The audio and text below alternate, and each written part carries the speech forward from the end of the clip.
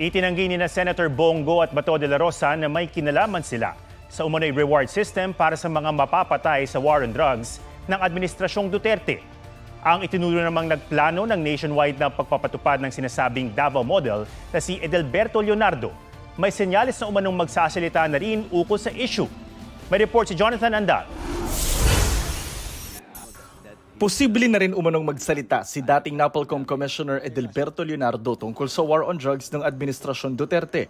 There is an indication na magsasabi na siya. Meron na siyang mga tinatawag na intensyon na sasabihin niya na yung iba in detail. No? Sa pagdinig ng Quadcom noong Biyernes, inamin ni Garma na inirekomenda niya si Leonardo kay dating Pangulong Duterte na pwedeng magpatupad sa national level ng Davao Model ng drug war. Sabi ni Garma, si Leonardo ang namimigay ng perang pabuya sa mga operatiba na makakapatay. Idinadaan daw ang pera sa mga bank account ng kanyang tauhang si Peter Parungo. Galing naman ang pera kay Irmina Espino na trusted staff daw ni Nooy Special Assistant to the President at ngayon Senador Bongo. Pinadadalo na ng Kamara si Espino sa susunod na pagdinig. Itinanggi ni Go ang mga aligasyon.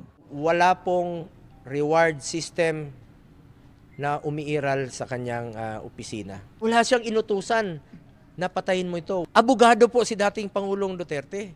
Dati po siyang prosecutor. Hindi siya nagbibigay po ng instruction na illegal.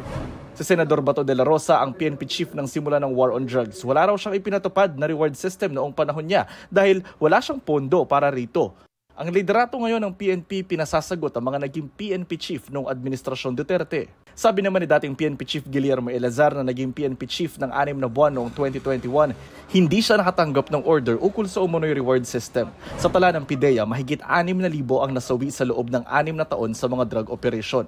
May mga kasong tinawag na extrajudicial killing. Si Kian de los Santos, 17 anyos lang nang patayin ng mga pulis noong August 16, 2017. Inakusahan siyang drug pusher at nanlaban daw. Pero sa CCTV footage, nakita pa itong kinakaladkad ng mga pulis bago siya pagbabarilin. Masakit sa akin na naririnig ko na grabe yung ginawang pagpaplano para magkaroon ng malawakang patayan.